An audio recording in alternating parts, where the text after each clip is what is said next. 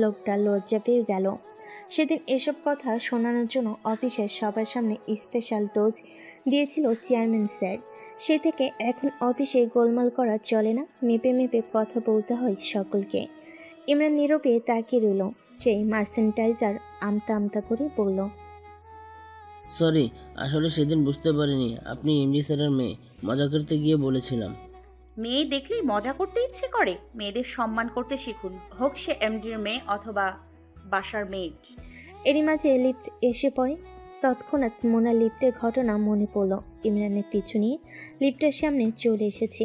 ইমরান এবং সেই মার্সেন্টাইজার দুজন প্রবেশ করলো। মোনা ঠাই দাঁড়িয়ে ছেলেটা মোনাকে ডাক দিল। যাবেন না? না, আপনারা যান। কিভাবে যাবেন? সিঁড়ি দিয়ে। বিস্মিত হলো ছেলেটা। মোনা মুখ ঘুরিয়ে সামনে আগাবে, পেছন থেকে স্বর ভেসে এলো, ভেতরে এসো। মোনা ঘাড় ঘুরিয়ে অসহায় দৃষ্টিতে তাকালো। হাত পা ঘেমে যাচ্ছে। আর যদি আবার দুর্ঘটনা ঘটে? মার্সেন্টাইজার ছেলেটা জোর দিয়ে বলল, আসুন, দেরি হচ্ছে। ধীর পায়ে প্রবেশ করলো মোনা। গুটিসুটি মেরে দাঁড়ালো। পেছনে এক পাশে লিফট চালু হলো। চালু হতেই মৃদু ধাক্কায় কেঁপে উঠে চোখ বুজে ফেল। ইমরান পিছে শক্ত করে আঁকড়ে ধরল মোনাকে। পুরুষালী ছোঁয়ায় মন প্রশান্তি খুঁজে পেল। জানে হাতটা সেই মানুষটার। বালিকার শরীরে কম্পন স্পষ্ট অনুভূত। ইমরান শঙ্কিত। সেদিনের ভয়টা খুব খারাপভাবে মনে গেঁথেছে এই মেয়ের। 10ম তলায় এসে লিফট থেমেছে। মোনাকে ছেড়ে দিল। চোখ খোলো। মোনা চোখ খুলে দেখে লিফট থেমেছে। মুখে হাসি নিয়ে বলল, চলে এসছে। মোনা ডান হাত শক্ত করে ধরে 10ম তলার অফিসে ঢুকে ইমরানকে দেখে সকলে দাঁড়িয়ে পড়ে। মোনাকে ওয়েটিং রুমে বসিয়ে ভেতরে যায়। 5 মিনিটের মাথায় এসে মোনাকে নিয়ে বেরিয়ে পড়ে। আবার লিফটের সামনে আসতেই মোনা কাচুমাচু করে বলে, প্লিজ আমি সিঁড়ি দিয়ে উঠি, আর মাত্র 3 তলাই তো। না। লিফট আসতেই দুজন উঠে পড়ে। যেখানে বাঘের ভয় সেখানে সন্ধ্যা হয়। ইলেকট্রিসিটি চলে গেছে। লিফট থেমে গিয়েছে। মোনা সজোরে চিৎকার দিয়ে উঠল। চিৎকার দিয়ে পুরোপুরি নিস্তেজ হয়ে গিয়েছে। বাম হাতে কাছে টেনে বুকে জড়িয়ে নেয় ইমরান। ফোন বের করে ফ্ল্যাশ লাইট জ্বালাতেই 2 মিনিটের মাথায় ইলেকট্রিসিটি এসে পুনরায় লিফট চালু হয়েছে। চোখ বন্ধ। লিফট থেমেছে 13 তলায়। মোনাকে ছেড়ে দিয়েছে ইমরান। এতে যেন মেয়েটা ঢলে পড়ে যাবে। আবার ভয়। হাত ধরে সোজা হেঁটে যাচ্ছে। রোবটের মতোই হাঁটছে মেয়েটা। সাদা প্রেমী ফাইল নিয়ে বেরিয়েছিল কিউবিকল থেকে। মোনাকে দেখে মুচকি হাসি দিল। ইমরান জোরে ডাকলো রহমতকে। কাছে আসতেই বলল, ঝটপট 1 গ্লাস লেবুর শরবত বানিয়ে আনো, ঠান্ডা পানি দিয়ে।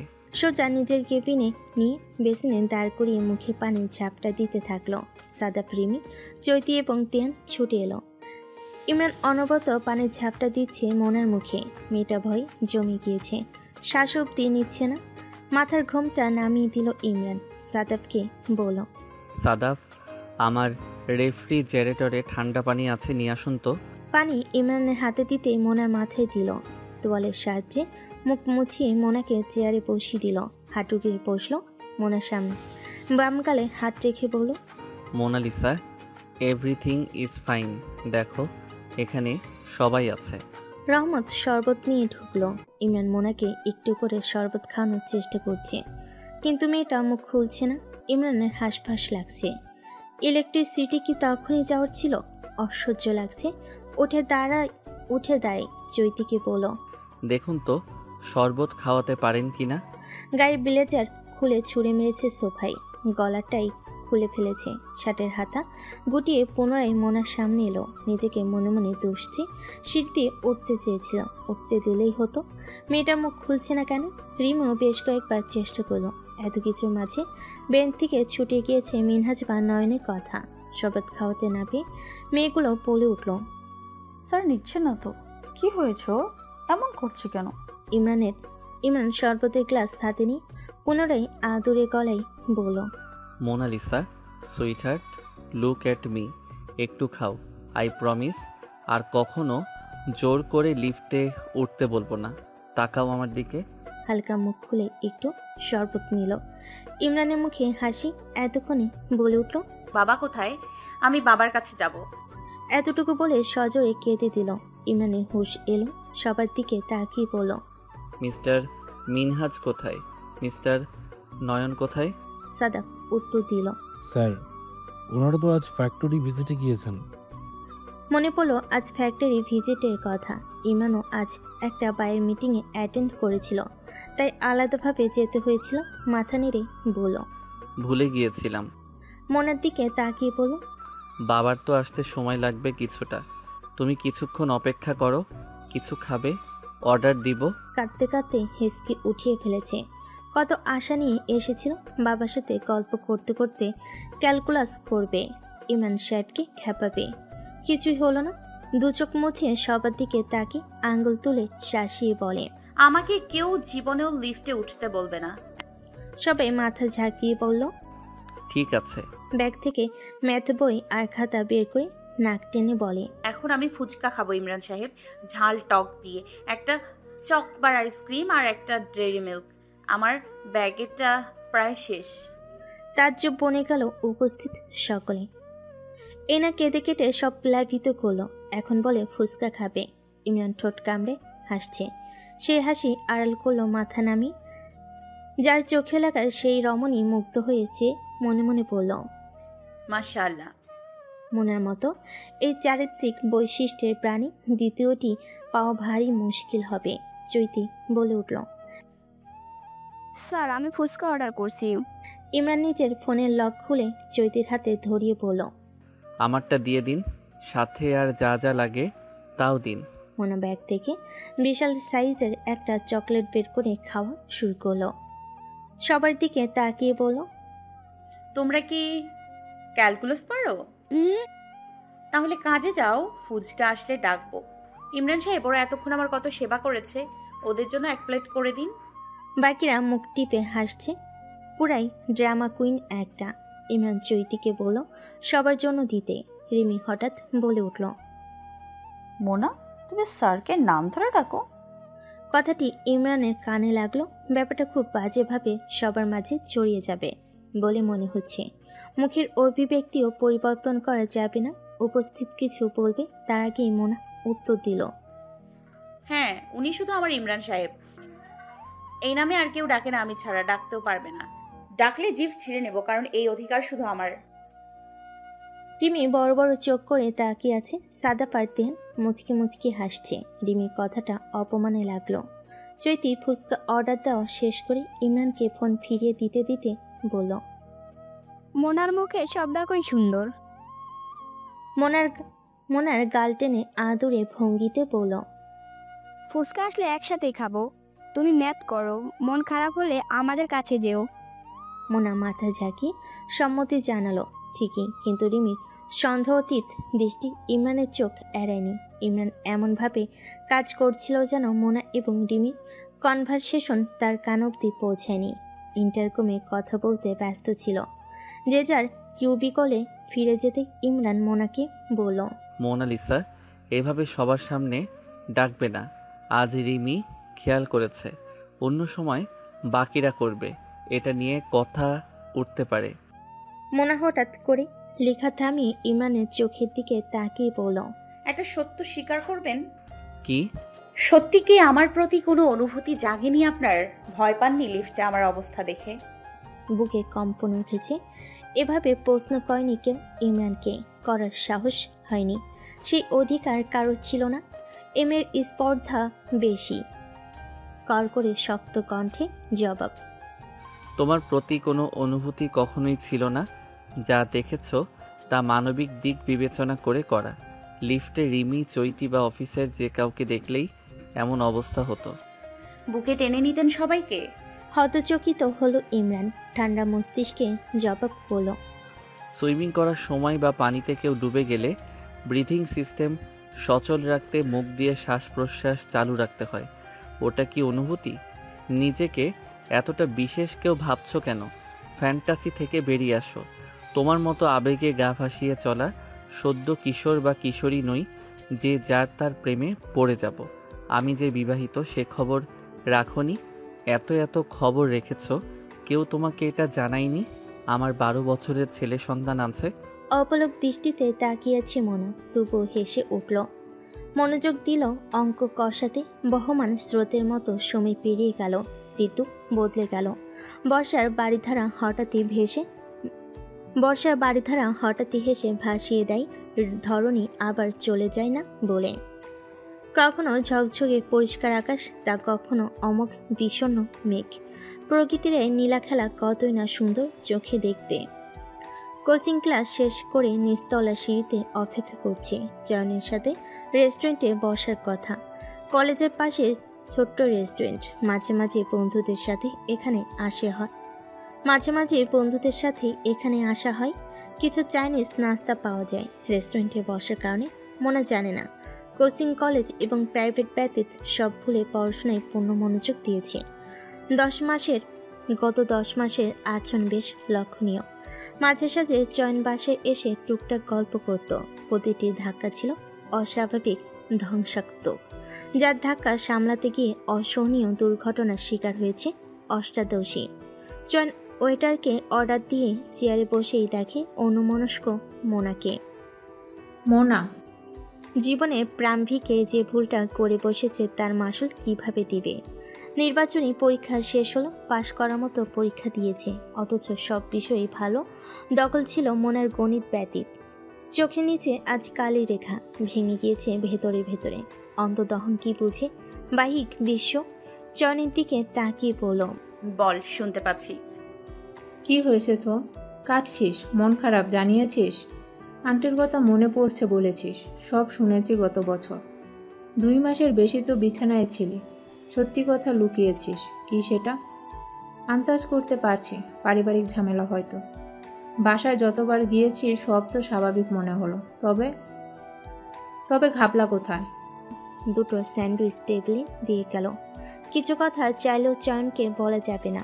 মোনা মৃদু হেসে বলল, সবকিছু নিয়ে আমি অনেক আপসেট জয়ন। দাদিকে দেখিস না, সারাক্ষণ খিটখিট করে।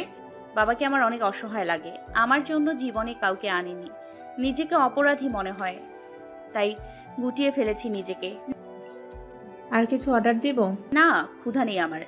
স্যার কেমন আছেন? আলহামদুলিল্লাহ। চয়নের মুখে শুনেছিল এহসান স্যার বিয়েটা নিজেই ভেঙে দিয়েছিল। বিস্তারিত চয়ন জানে না। স্যারের পোস্টিং এখন রাজশাহীতে কোনো এক কলেজে। চয়নের সাথে কথা হয় প্রায়। হয়তো তাদের মধ্যে ভালো বোঝাপড়া তৈরি হয়েছে। উদাসীন গলায় বলল, আমার কিছুই ভালো লাগে না এখন আর। কেন? জানি না। আজ মোনা ভেবেছিল মনের সবটুকু কষ্ট উজাড় করে প্রাণপ্রিয় বান্ধবীকে জানিয়ে দিবে সব। অথচ যা হলো তা মোটেও কামও ছিল না। মুখ দিয়ে একটি শব্দ বের হলো না। বিপরীতে ভেতরটা আরও জমে গেল। মনে হলো সেই সময় এখনো আসেনি। একাকী রাস্তা, জীবনের সকল ভাবনার সঙ্গী। চয়নের সাথে কথা বলার পর মন কিছুটা হালকা হলো। একজোড়া কপতি রাস্তায় বেশ অভিমানরত দেখা যাচ্ছে। মোনার বেশ মজা লাগলো। একটু এগিয়ে গিয়ে দেখা যাক কি হচ্ছে ওদের মাঝে। এদের তর্ক বিতর্ক দেখে বোঝা গেল চরম ঝগড়া হয়েছে দুজনের মাঝে, তৃতীয় পক্ষের জন্য। হঠাৎ মনে হলো মোনা আর ইমরানের মাঝে কি তৃতীয় পক্ষ ছিল? ভাবতে ভাবতেই অফিসের একটা মজার ঘটনা মনের কোণে উকি দিল। সেবার বাবা মামা এবং ইমরান সাহেবের মিটিং ছিল, সম্ভবত BGMA-তে। মোনার কলেজ থেকে অফিসে এসেছিল বাবার কাছে প্রোগ্রেস রিপোর্ট নিয়ে।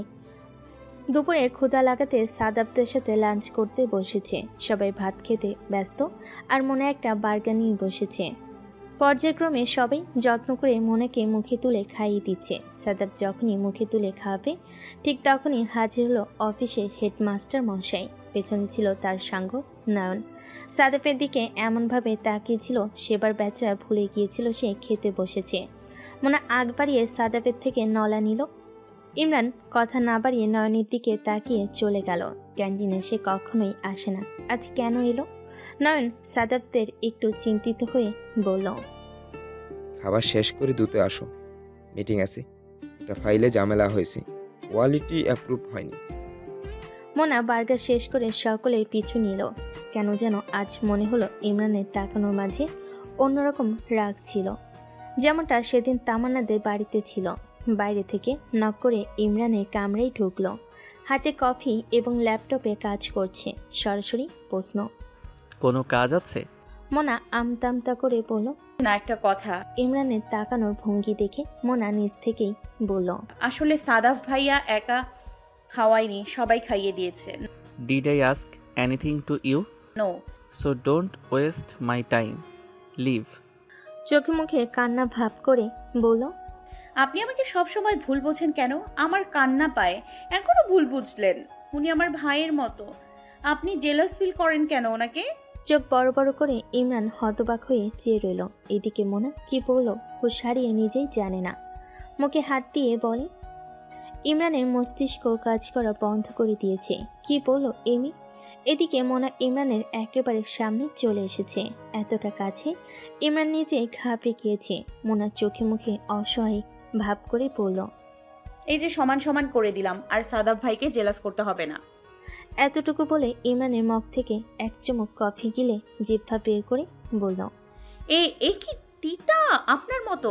মনে রাখবেন, আপনার জন্য আজ আমি এই কুখাদ্য খেলাম। 2 চামচ চিনি দিয়ে খেলেও তো স্বাদ একটু বাড়তো। ছুটে পালিয়ে গেল। পেছনে ইমরানের হতবাক মুখভঙ্গি রেখে গেল। পেছন ফিরে তাকানোর সাহস হলো না মোনার। পূর্ণ কথা মনে পড়তে রাস্তায় হেসে দিল। আর মনে মাঝে মাঝে মনে হয়, ছোট ছিলাম, বেশ ছিলাম। বড় হতে হতে স্মৃতি সব হারিয়ে যায়। 1 বছরে এমন কি বড় হলাম, তবে এখন চাইলেও এসব দুষ্টুমি খুনসুটি করতে পারবো না। সময় মাঝে মাঝে অনেক বাস্তবতা শেখায়, শিখিয়েছে তার তাৎপর্য। মোনা আজ বুদ্ধিতে পরিপক্ক, আবেগকে অনেকটা নিয়ন্ত্রণে নিয়ে এসেছে। মাঝে মাঝে শুধু রাতে ঘুম আসে না, অজানা কষ্ট হয় মানুষটার জন্য। মাঝরাতে ঘুম থেকে উঠে বেশ কিছুক্ষণ সময় নিয়ে কেঁদে নিজেকে হালকা করে। আজকে হয়তো কাদার দিনগুলোর মাঝে একটি। সারাদিন রাত আজ কাঁদবে। বাসে কেউ নেই, বাবাও অফিসে। অশ্রুরা দিনগুলো মোনার একাকী কাটে। এইচএসসি পরীক্ষার শেষ পর্যায়ে। পরশু উচ্চতর গণিত দ্বিতীয় পত্র পরীক্ষা। সব ধরনের প্রস্তুতি শেষ। এই পত্র শেষ হলে উচ্চ মাধ্যমিকের গণ্ডি পেরিয়ে যাবে। কিছু নোট আজ সংগ্রহ করেছে, তাই দুজন দেখা করতে এসেছে। পরীক্ষার সময়টাতে ব্যস্ত থাকে বাসায়, মন বসছিল না দুজনের কারোরই। তাই মোনা কলা কৌশলে চয়নকে বের করে এনেছে। 2 বান্ধবী ধানমন্ডি লেকে এসেছে খেতে। এখানকার চাপ দুজন খুব পছন্দ করে। সাথে পুদিনা লেবুর শরবত, যাকে ইংরেজিতে লেমন মিন্ট হিসেবে আখ্যা দেওয়া হয়েছে। ঠান্ডা ঠান্ডা বরফ কুচি দিয়ে খেতে বেশ লাগে। মোনা অর্ডার দিয়ে ছুটে এসে সাজেশন নিয়ে বসেছে। চয়নও দাগিয়ে নিচ্ছে কোনটার বারংবার রিভিশন করতে হবে। ক্যালকুলাসে কোনো সমস্যা আছে? পুরুষালী ভারী আওয়াজে 2 বান্ধবী মাথা তুলে হতবাক। মোনার মুখে মিটমিটে হাসি। চয়ন চমকে গিয়ে 2 অধর আলগা করে ফেলেছে। কাকে দেখছে? বাক্য হারিয়ে দিশেহারা। অর্ডার কি নিজের জন্য দিয়েছো নাকি আমার জন্য দেওয়া হয়েছে? মোনা লাফিয়ে উঠে ছুটে গিয়ে আরেক প্লেট অর্ডার করে আসলো। চেয়ার টেনে বসে চয়নের দিকে তাকিয়ে বলে, কেমন দিলাম বন্ধু? পরীক্ষার আগেই ভালো রেজাল্টের গিফট পেয়ে গিয়েছিস, আমারটা পরেই দিস। এহসান মুখে হাসি রেখে বলে, ম্যাডাম চয়নিকা, মুখের হাঁটা দয়া করে বন্ধ করুন। আপনার মুখে হাসি দেখে সুদূর রাজশাহী থেকে সেই ভোরের ট্রেন ধরে এসেছি। চয়ন লজ্জা পেয়ে মাথা নোয়ালো। এহসান হেসে মোনাকে বলল, তা শালিকা, ম্যাথ সব পারেন? মোনা চমকে লোচনে টেনে টেনে বলে, ওয়াও স্যার, শালিকা ইয়েস, বিয়ের পর তো আপনি আমার শালিকাই হবেন। আপাতত ছাত্রী। বলুন আপনাদের কোথায় কি সমস্যা, খেতে খেতে ওসব সলভ করে দেই। বিয়েও ঠিক? সন্দেহ আছে নাকি? তা থাকবে কেন? বান্ধবী আমার এমন ভান করে যেন সে বড্ড অবুঝ, তাই তো কিছু ব্যাপারে অজ্ঞ আমি। এহসান হাসছে। মেয়েটার দুষ্টামি আর গেল না। মোনা উঠে দাঁড়ায়, বলল, আমি একটু ওদিক থেকে ঘুরে আসি, আপনারা কথা বলুন। এহসান চোখের পলক ঝাপটে সায় দিল। চয়ন মোনার দিকে তাকাতেই মোনা ইশারা দিল কথা বলার জন্য। ধানমন্ডি লেকের পানিতে শাপলা ফুটেছে। শাপলার দিকে তাকিয়ে স্মৃতিচারণ করছে শাপলা বিলের। ঘাড় ঘোরাতেই দেখতে পেল পাশে একটা ছেলে মাথায় হাত দিয়ে চুপচাপ বসে আছে।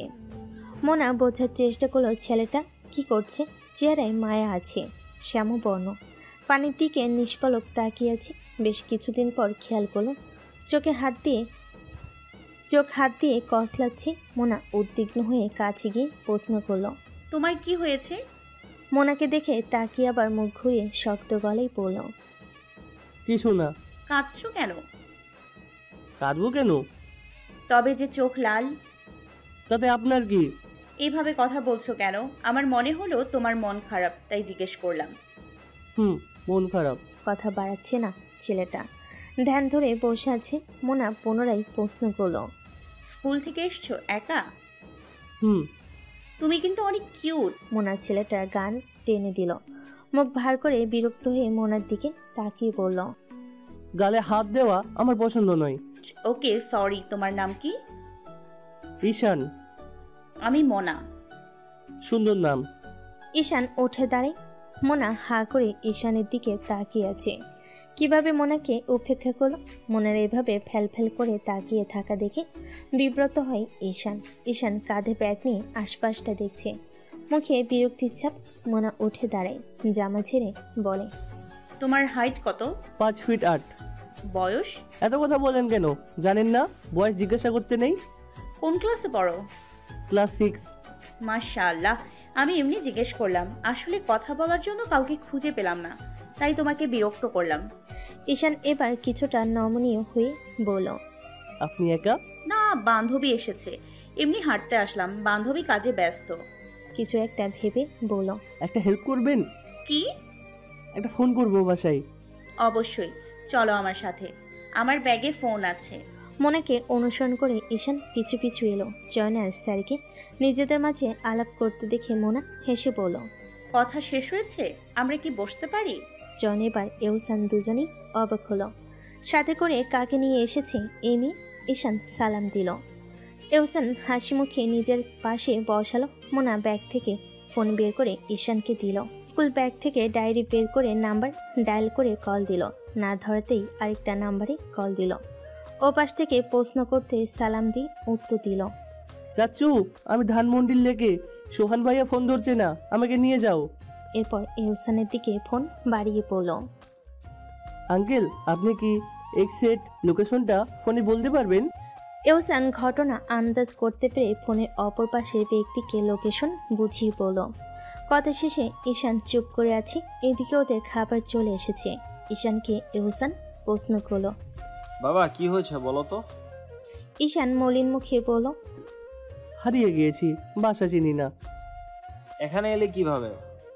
লেক চিনি, স্কুল থেকে লেকের কাছে। সোহান ভাইয়ার সাথে জগিং করি এখানে। আমি তো দেশের বাইরে থেকে এসেছি, 2 বছর হলো, সব কিছু চেনা হয়নি এখনো। এহসান কাঁধ আগলে ধরল, কোনো ব্যাপার না, অ্যাড্রেস দিচ্ছি, দেখবে এখনই চলে আসবে নিতে তোমার চাচ্চু। মোনা নিজের খাবারের থেকে লুচি চিয়ে কাবাব মুড়িয়ে ঈশানের দিকে বাড়িয়ে পড়ল, হা করো, একটু খাও আমাদের সাথে। মুখ দেখে তো শুকনো লাগছে। ঈশান এতটা আশা করেনি।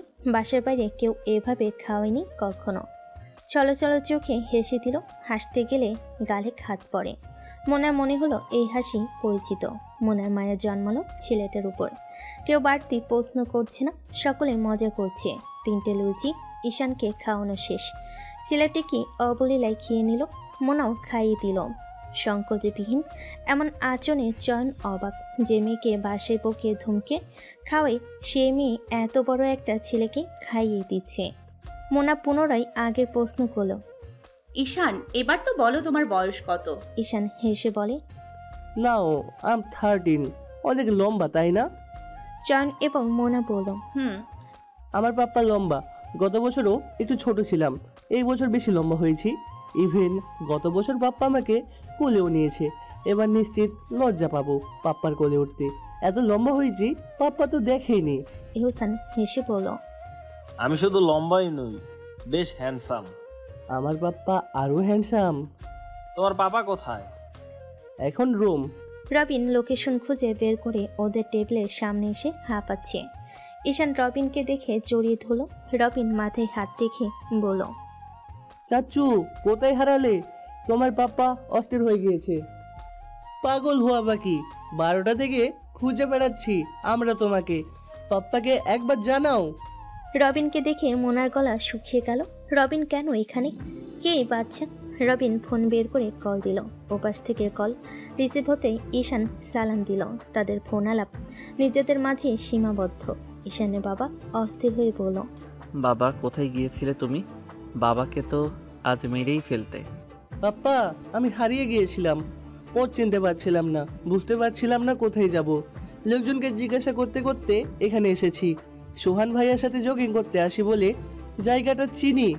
ঈশান বেদনাদায়ক মুখে বাবাকে বলল, পাপ্পা সরি, আর কখনো এমন হবে না, আমাকে মাফ করে দাও। নিস্তব্ধ ওপাশ চয়ন তাকিয়ে আছে ওদের দিকে। এহসানের মুখে হাসি। যাক, ছেলেটি পরিবার ফিরে পেল।